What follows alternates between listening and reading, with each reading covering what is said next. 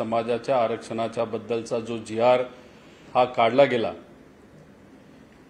त्यातून मराठा समाजाचा विजय जर झाला असेल तर त्याचं पूर्णपणे श्रेय हे मनोज जरांगे पाटील भाऊ यांना जातं व त्यांच्याबरोबर असणारे असंख्य मराठा समाजाचे सामाजिक कार्यकर्ते, बंधू आणि भगिनी ज्यांनी या संघर्षामध्ये त्यांची साथ दिली यांना ते क्रेडिट जातं। पण कालचा जी.आर. निघाल्यानंतर काही प्रश्न हे निर्माण होतात। काल जर आपण बघितलं, काल गेल्या काही दिवसांमध्ये आपण जर बघितलं तर 3 महिन्यापूर्वी आंदोलन होणार हे सरकारला माहीत होतं, पण या 3 महिन्यामध्ये ही जी उपसमिती आहे मंत्रिमंडळाची त्यांनी एक सुद्धा बैठक घेतली नाही, या बाबतीतली कुठलीही चर्चा केली नाही। मग हा विलंब का केला गेला?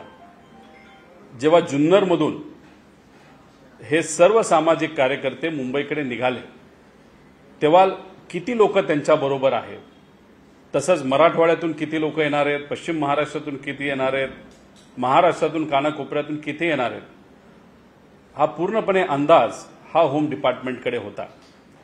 आणि मग होम डिपार्टमेंटकडे हा अंदाज असताना सुद्धा महानगरपालिकेला या बाबतीत कुठेही सांगण्यात आलं नव्हतं। महानगरपालिकेला कुठेही अंदाज नव्हता की किती मोठ्या प्रमाणात लोक इथे येणार आहेत। आम्हाला जे कळतंय त्यांनी अंदाज जो बांधला होता तो 5 ते 6 हजार लोकांचा अंदाज होता। लोक किती आली तर लाखो लोक तिथे आली। मग कुठेतरी सरकार या नियोजनाच्या बाबतीत कमी पडलं असं आमच्या सगळ्यांचं मत आहे। त्याच्याचबरोबर जो निर्णय तुम्ही घेतला, हे जे सर्व उपसमिती मंत्रिमंडळाची ती कधी बसली, कधी चर्चेला आली, आंदोलनाच्या ठिकाणी कधी आली, तर जेव्हा हायकोर्टनी निकाल दिला, हायकोर्टनी सरकारवर ताशिरे ओढले, त्यानंतर या समितीने आंदोलनाच्या ठिकाणी जाऊन चर्चा करण्याची भूमिका घेतली। त्यामुळे ह्या सगळ्या गोष्टी बघितल्यानंतर सरकार या बाबतीत सिरियस नव्हतं का असाही प्रश्न निर्माण होतो।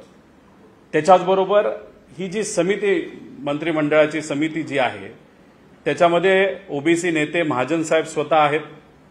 त्याच्याचबरोबर काल जेव्हा विखे पाटील साहेब हे जरांगे भाऊंना भेटण्यासाठी आले होते, चर्चा करण्यासाठी आले होते, त्या व्यासपीठावर अजून एक ओबीसी नेते मंत्री जयकुमारजी गोरे भाऊ हे तिथं आले होते। मग ह्या सगळ्या गोष्टी बघितल्यानंतर सर्वांनाच मान्य असणारा हा जर जी.आर. असेल, हा निर्णय असेल, तर मग जेव्हा लोकसभेच्या आधी पहिलं आंदोलन झालं होतं, उपोषण झालं होतं, तेव्हा हाच निर्णय त्यावेळेस का घेतला गेला नाही?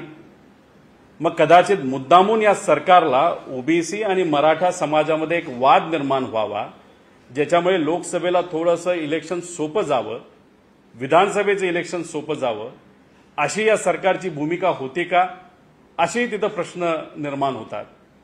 अनेक जे तज्ज्ञ आहेत, कायद्याचे तज्ज्ञ असतील, मराठा समाजाचे सामाजिक कार्यकर्ते व तसंच सामाजिक मोठे नेते, यांच्या सगळ्यांच्या प्रतिक्रिया काल बघितल्यानंतर जी शिंदे समिती आहे, जेव्हा नवी मुंबईमध्ये आंदोलन हे थांबवण्यात आलं होतं, जेव्हा त्या काळामध्ये तिथे अध्यादेश दिला होता, तो अध्यादेश आणि कालचा जी.आर. याच्यामध्ये नाव जर बदललं आणि थोड्याफार गोष्टी बदलल्या तर खूप मोठा फरक आहे असं नाही। त्यामुळे तज्ज्ञांच्या म्हणण्यानुसार कालच्या जी.आर. मधून खरंच किती फायदा होणार आहे असं एक मोठं प्रश्नचिन्ह हे निर्माण होतंय। हे मी म्हणत नाही, तज्ज्ञ म्हणतायत। त्यामुळे याच्यावर उत्तर हे सरकारच्या माध्यमातून लवकरात लवकर दिलं गेलं पाहिजे असं आमच्या सगळ्यांचं तिथं मत आहे। त्याच्याचबरोबर नवी मुंबईमध्ये जो काही अध्यादेश काढला गेला तो घाई गडबडीने काढला। लोकसभेचं इलेक्शन नंतर होतं, त्यानंतर खूप काही त्याच्यामध्ये प्रगती झाली आहे असं वाटत नाही। आणि हाच मुद्दा हा जरांगे पाटलांनी पण घेतला, अनेक सामाजिक कार्यकर्त्यांनी सुद्धा घेतला, म्हणूनच परत एकदा हे आंदोलन उभं करावं लागलं। त्यामुळे लोकांमध्ये आता भीती आहे की काल जो जी.आर. हा काढण्यात आला होता, नाही तर काढण्यात आला आहे, नंतर जाऊन नवी मुंबईत जे घडलं ते परत घडू नये अशी भीती मात्र लोकांच्या मनामध्ये आहे।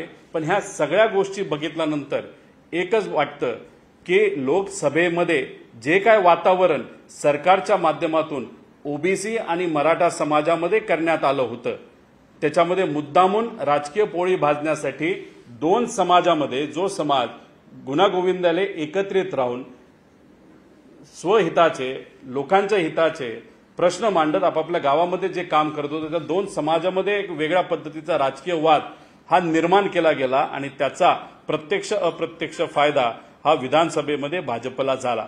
त्यामुळे या सरकारला मला सांगायचंय की सरकारने ओबीसी समाजाच्या लोकांची व मराठा समाजाची माफी ही मागितलीच गेली पाहिजे।